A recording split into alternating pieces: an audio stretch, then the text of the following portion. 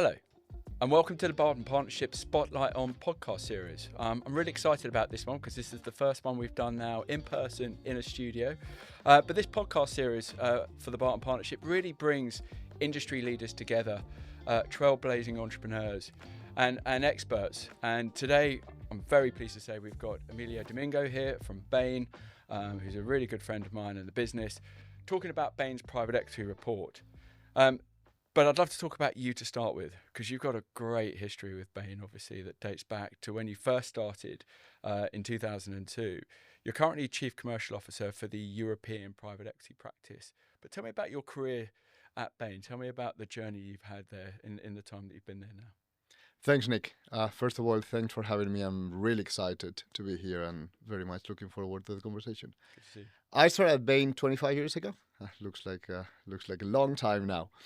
And I joined Madrid first. From Madrid, I went to the Nordics, spent time in London, went to our offices in the US, and then came back to London. So I've been at Bain for 25 years, 6 offices, and working in a large number of our businesses. Yeah, but private equity has been the main focus for you for quite a while. Almost from the very beginning. Right. Even though private equity was at the heyday when I joined. Right. But since 2003, I decided that private equity was going to be my focus, and they say it's better to be lucky than good, and this has been an industry that it's had tremendous growth. Yes. And with that growth has come the opportunity. So what started as a couple of projects here there doing due diligence and value creation for funds, then it became a passion, and it's been very easy to be in this industry over the last few years, given all of the amount of change and exciting things happening. Yeah, and it's arguably one of the leading private equity practices globally when it comes from a consulting perspective. Why do you think that is? I think it has to do with our history and our heritage. We started this business over 35 years ago. Yeah. We have a very clear focus in supporting financial investors from the very beginning on their decisions, and at Bain that was a mainstream part of what you could do. Right. And the private equity practice was the first practice. Yeah. In Europe and in the US that really felt like a practice, because the clients are global or regional by nature. A lot of our clients are global and regional, so collaboration across offices, collaboration across continents was very, very easy from the start. Right. So you truly felt like a member of a global practice, even though from the very beginning of your career at Bain. And I've had the fortune of meeting a number of the founding members, as it were, over the last couple of years. Hugh, obviously, Hugh MacArthur, Severe in Asia, Graham in London. I met with Graham Rose in New York, obviously. You know, the legacy and the history of the individuals that are still within the business that were there at the start is quite impressive as well. Do you put that down to just the evolving nature of the industry as much as anything else? The fact that they've stayed with the business so long and they've continued to obviously be very well embedded in the private equity practice? Yeah, we've been very fortunate of having great mentors and great professionals helping me with my career. Yeah. Hugh, Graham, Elton, Suvir, I worked with all of them for many years. Yeah. When I joined the London private equity office, we had 3 partners. Wow.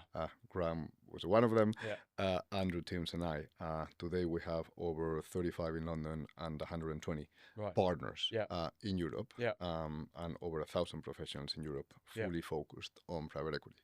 So the industry has given us a fantastic run and therefore opportunities to develop in very different areas and in very different parts of capabilities, practices. So we've been lucky enough to be able to choose within private equity, what do you want to do? Right. Do you want to do a sector vertical? Do you want to do a capability vertical? Do you want to focus more on value creation? Within value creation, in which aspects? So the industry is giving us the luxury Yeah. of really being able to choose and craft your career in ways that I think have made it more exciting even than in any other place. And it is one of the fastest evolving industries. I mean, we've certainly seen that over the last few years. Absolutely. The Bain PE report, which we want to talk about, the latest edition's come out now. When did that first become, or when was that first launched? We've been studying the industry and analyzing the industry for a number of years, and sharing that with our clients on a regular basis. We decided to publish a report that took all of that data and generated insights for the broader industry in the early 2000s. So it's been going for a while. It's been I mean, it really is the benchmark for the industry. Now, in Hugh MacArthur's opening statement, he talks about the fact that private equity, in 2025, really started to move forward again and progress. Exit value surged, and there were quite a few mega deals that stole the market. Indeed. Headlines. But he also noted some caution there that whilst the champagne bottles are out, we weren't going to pop the corks just yet. Why do you think that is? I mean, what do you sort of put that down to? Is still an air of cautiousness in terms of where the market is right now in that regard?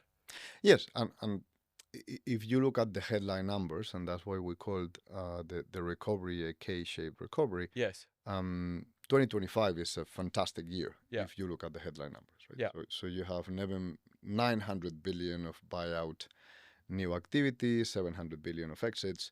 Those two numbers are the second best numbers in the last decade after 2021. Right. And actually in deal activity is just a little bit shy of 2021. Yeah.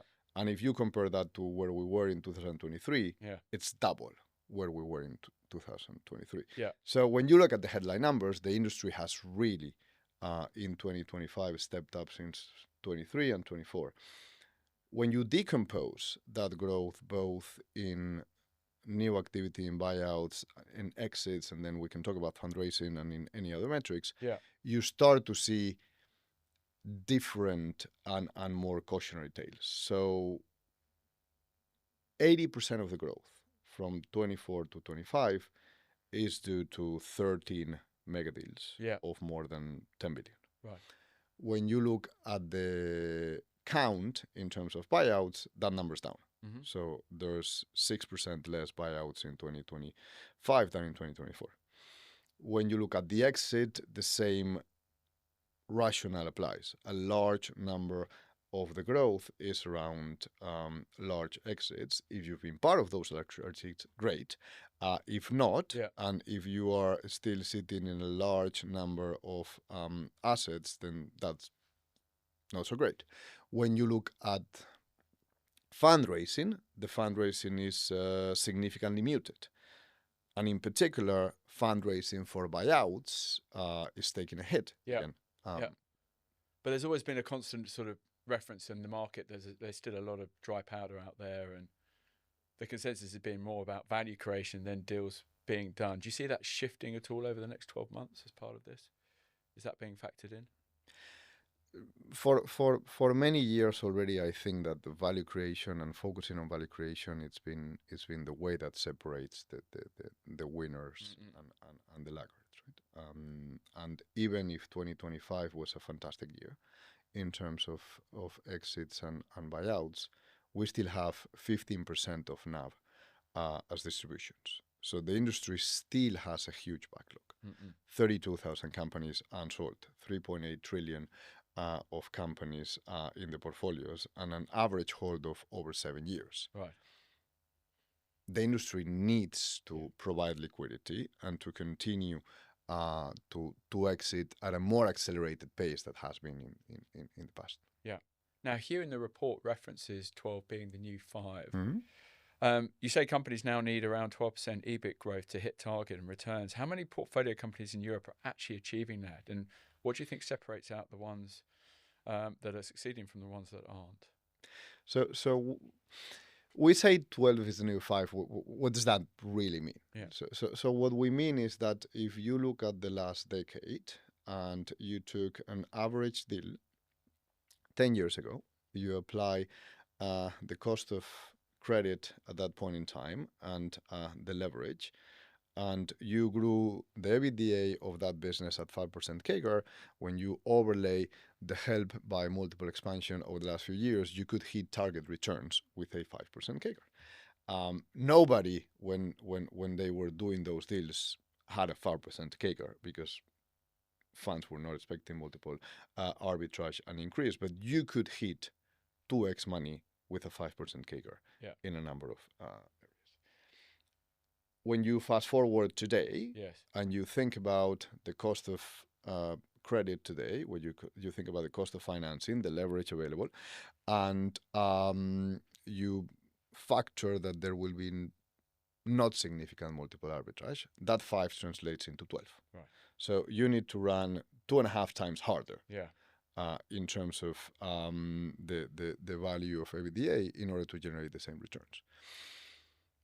We don't have a statistic to your point in terms of how many European portfolio companies are hitting 12% CAGR growth. Yeah. But clearly, with the numbers that I was mentioning before, with those 32,000 companies on the portfolios and with the 3.8 trillion of unrealized value and 7-year holds, not the average buyout is hitting those numbers. Otherwise, the statistics I just quoted would look very different. Okay. Continuation vehicles. Again, in the report, continuation vehicles are growing fast, but many LPs seem to be skeptical. What happens to the companies sitting inside those vehicles? And does longer ownership change the kind of leadership those businesses need? What are your views on that? Great question. So continuation vehicles are up, as we mentioned in the report, by 60-odd%. They still only provide around 10% of the liquidity. So while we clearly mentioned that it's an increase, it's still only a valve versus a complete solution. What happens by definition in a continuation vehicle is that asset becomes a longer hold. And therefore, it has important implications for talent. Yeah. It has important implications for what type of management team you need in that company, and what is the next stage of that value creation. So LPs are considering and are happy with GPs going into continuation vehicles when that continuation vehicle fulfills one of two objectives. One is provide an additional liquidity to that LP and change part of the base. Second is when there's fuel in the tank for the next chapter of value creation. Yeah. So there are many assets, and we've seen a number of those in which that continuation vehicle mechanism provides the instrument for that company to continue on their value creation potential. The management team and the talents needed to do that obviously need to be very focused on delivering on that second act. Right. And that's become an important factor, I guess, in that regard as well. Absolutely. To what extent do you, as a consultant to Bain, get involved in the assessment and the coaching of leadership talent now when it comes in private equity? Because obviously that's become an important factor in success, and that's evolved. Yeah, no, great question. We do not. Right. So we are not involved in assessing talent. Obviously, that's not part of what we do. We obviously working with our clients. Yeah. We do coach. Yes. CEOs, management teams, C-suites in terms of how is it to work with private equity? What are the key areas that is going to change when CEOs come from large corporates to private equity? Yeah. A number of cases I've had the pleasure of working with management teams that come from a carve out and need to adapt to what is working with private equity. So in many instances, obviously, we are working with management teams in terms of helping them work with new shareholders, but we are not part of an assessment. No. Fair enough. Due diligence. There's a lot of talk about full potential due diligence before deals are actually done. In reality, though, how many European private equity firms are actually doing that up front now? What are you seeing as a trend? So we've seen, and as we were discussing, in 25 years, you've seen a lot of evolution. I've seen a lot of change. Yeah. Um, Full potential diligence is something that we coin in the report as something that it's a diligence that puts together commercial diligence, product diligence, technology, AI, ESG, sustainability, and takes a holistic view of of the target and the asset, and also most importantly builds the value creation journey already in diligence. Yeah. So one of the key points on what we see the best clients and the best firms doing, and separating those winners in the market is thinking about value creation already during diligence. So what are the levers Yeah. of value creation that are going to give you as a sponsor the ability to create more value within that asset? Yeah. So is everyone doing full potential and full potential diligence? No, not everybody, but we see more and more and more firms Yeah. stepping up significantly their efforts in diligence, because the market is very competitive out there Yeah. for our clients. Yeah. Now, I mean, this leads brilliantly on to the next topic, which is the operating team. And, you know, clearly that's an area of expertise for the Barton Partnership, and you and I have worked closely together on that before. But operating teams inside funds seems to be becoming a real competitive advantage. From your perspective, how are the best European funds structuring these teams today? What are you seeing? So this has been an area, and you have a lot of expertise on this, where we have seen also Yes, tremendous evolution. absolutely. And if you go back 15 years, only a handful of firms in Europe will have operating teams, Yes. and those operating teams will be tiny. Yes. What we do see today is operating teams that are really working together with their deal partners. So that partnership between deal team and operating team from the very beginning, Yeah. even in diligence, and that collaboration between those teams in order to underwrite from the start and go to an investment committee together Yes. as a partners. That's changed, obviously. That's changed significantly Absolutely. over the last few years, and it will continue to change. Right? Yeah. So I think that's one of the areas where we've seen a lot of evolution. And that's led to greater success, right? Because of the alignment of the two. Rather than a deal team going to an operating team after the deal's done saying, right, it's all yours. The success of that alignment now can be seen in many firms. Yes, and listen, when I spoke with many of our clients, and I'm sure happens to you the same. Yes. That partnership between deal teams and operating teams, and having been on the trenches together, and having been able to deliver value creation in the past, Yeah. gives a lot of conviction in the next investment committee and in the next bid, in terms of trusting that underwritable value creation is there. Yeah. Because you've done it before together. You know what are the levers, and it's a repeatable model. Yes. That many of these winning firms are creating. I agree. And then also, just on a side to that, and you and I again have talked about this, the emergence and the importance of the chief transformation officer from that as well, because that again is a Absolutely. relatively new trend in terms of the importance of that role. What are you seeing in that regard? That how that's evolved over the last couple of years? Now, great question. So we have seen a significant increase in the number of chief transformation officers Yeah. in portfolio companies. Yeah. And you and I have spoken about this before. Yes. One of the best practices that we are seeing as well is funds are starting to think about that chief transformation officer from day zero. Yeah. So already Yeah. in the last stages of diligence, and many times between signing and closing, thinking about, do we need a chief transformation in this particular portfolio company, and creating that bench for many of our clients of repeatable model Yeah. with chief transformation officers and having a bench of professionals that are closely linked to a particular private equity fund and that have done that before and that know how to do it and that have developed those relationships within the funds is something that we are seeing increasingly more important. And the relationship with the CEO as well, as we've talked about. That's a whole different conversation. We have to talk about AI, Yes, obviously. absolutely. How can we avoid it? Absolutely. So, I mean, everyone in private equity is talking about AI. Where are you actually seeing it deliver results? I mean, where is it, and where is it mostly hype still in your experience? So I think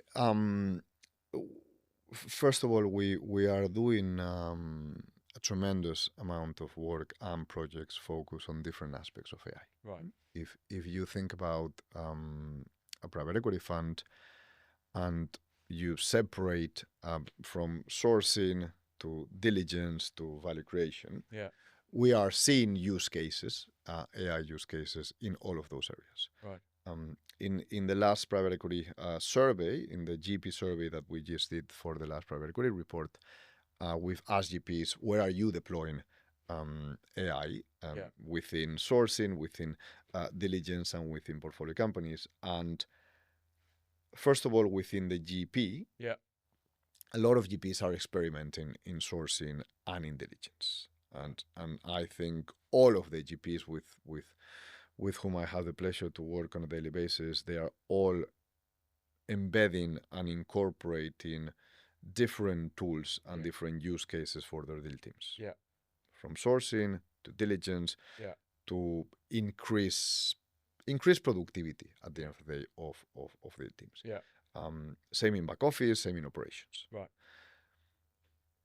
I would say that we are seeing many clients experimenting. Yeah.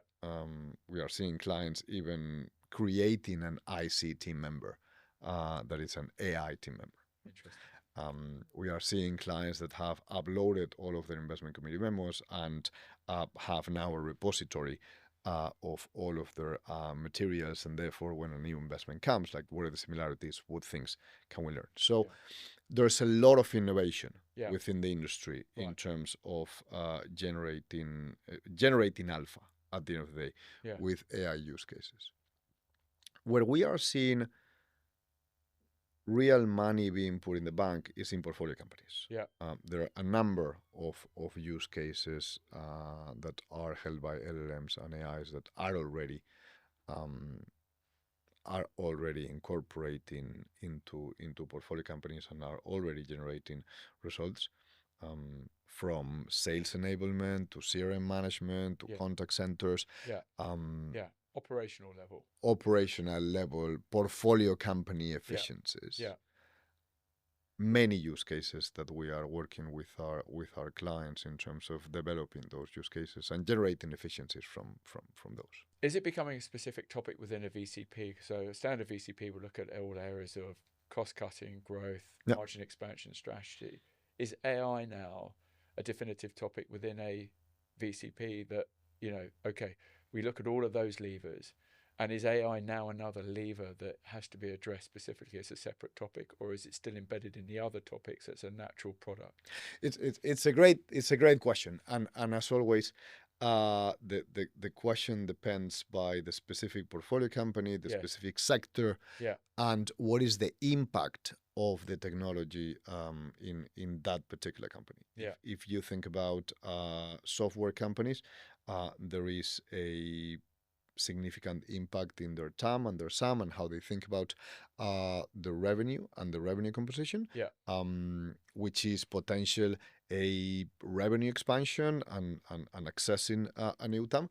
There's also a significant efficiency component if you think about software development or if you think about many of the technical capabilities that today could be augmented and could be significantly increased and made more efficient. So when we think about a value creation plan, it's AI a topics isolated from the other levers? Absolutely not.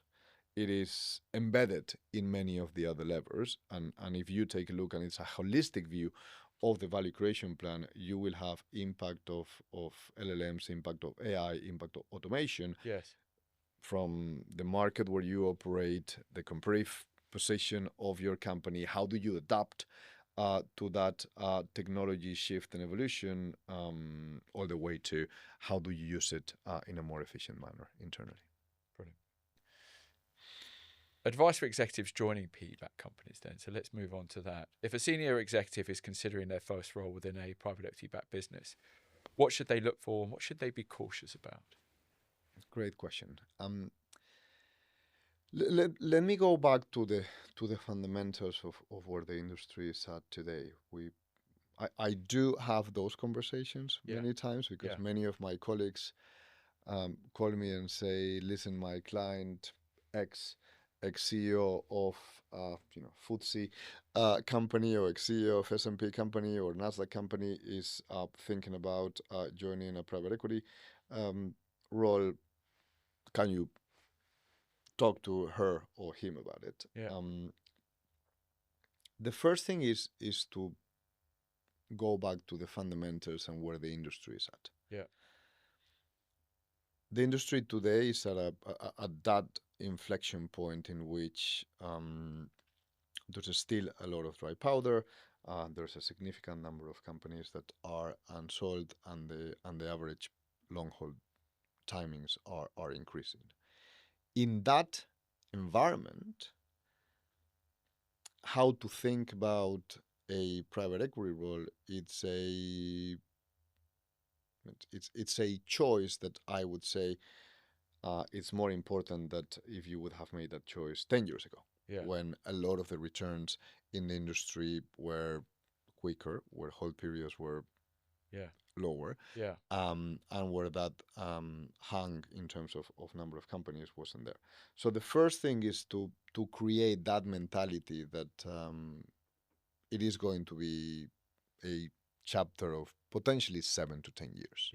First of all, versus what many people have in mind, that is a 4 to 6 year hold.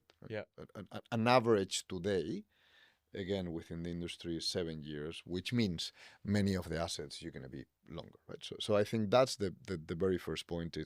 It's a very exciting and a very rewarding chapter, but it's a longer chapter than it would have been a number of years ago. That's the first thing.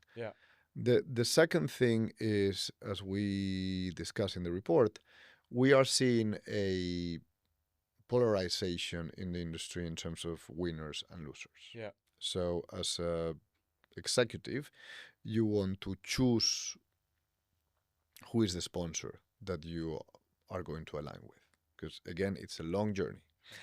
And today, as we were discussing, there are sponsors that come to value creation with a very clear mentality, that have developed important capabilities, that have people, have systems, have technology, and have a track record of doing that. If I'm a new exec coming outside of the PE world and I'm taking a role in a portfolio company for private equity, thinking about that alignment, is that institution, is that a sponsor that I'm going to join has a proven track record and a system of delivering value creation at scale. And therefore, I'm going to be joining a party in which that journey is going to be significantly easier. And I can learn from that as well, obviously. With the hold periods obviously being longer now than they used to be, obviously with the private equity industry, the image is high reward, high pressure. High pressure comes from shorter hold period. With a longer hold period, does that alleviate the pressure but the reward the same, or do you still see the same pressure for executives in private equity? No, I don't think I've seen less pressure. I don't think I've seen less pressure over the last few years. If at all, I think that the pressure is increasing. The LPs are being really thoughtful about where they put their next check. The industry has not been giving back money to their LPs as much as LPs wanted, and therefore that pressure of generating results is only going into one direction. Yeah. I believe. Final question then. Talking about clarity around strategy and LPs' expectations, you say LPs want a strategy that can be explained in one sentence and backed by data. If we applied that same test to firms advising private equity on talent and recruitment, how many would pass? Great question. I don't know your industry, obviously, Nick, as well as you do, but I do think that you would want to see that strategy on a page. Yeah. What we call a strategy on a page. Very simple. What do you do best than anyone else? What differentiates you from your competitors? Yeah. Backed up by data.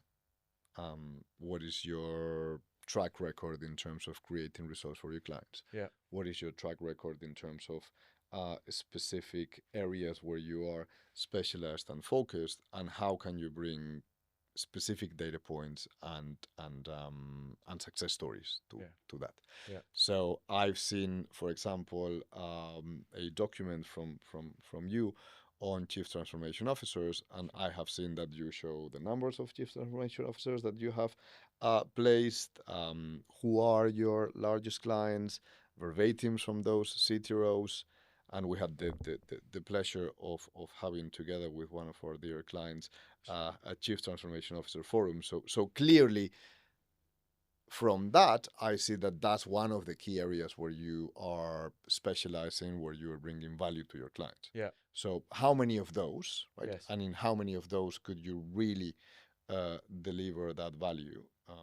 I guess it's the question in terms of how many firms, if you are a pure generalist and you diversify too much, you're not going to be able to really drive into that. It's really defining and articulating that USP, isn't it? Correct. Yeah, absolutely.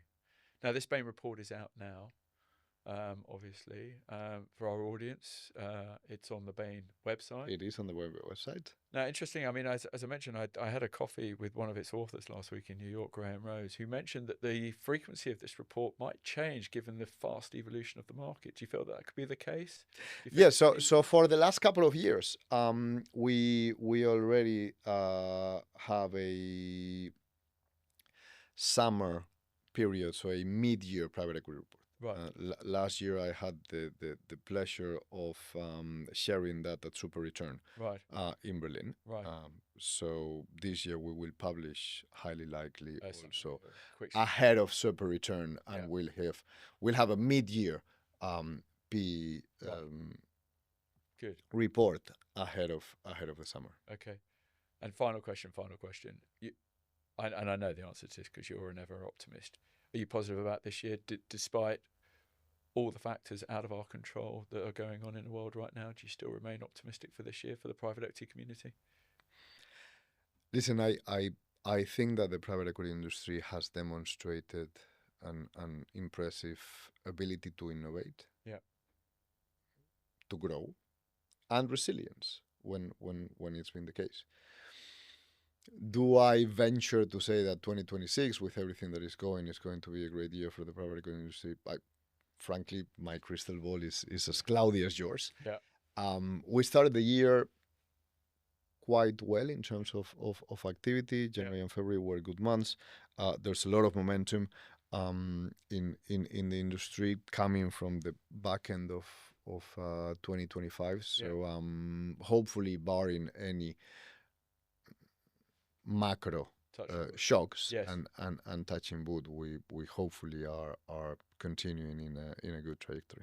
Good. Well, listen, Emilio, as always, thank you for joining us today. Thank you for having me. Thank you for joining us for this podcast. Please watch out for future podcasts. Spotlight on. My name is Nicholas Barton. Good to see you. Thank you.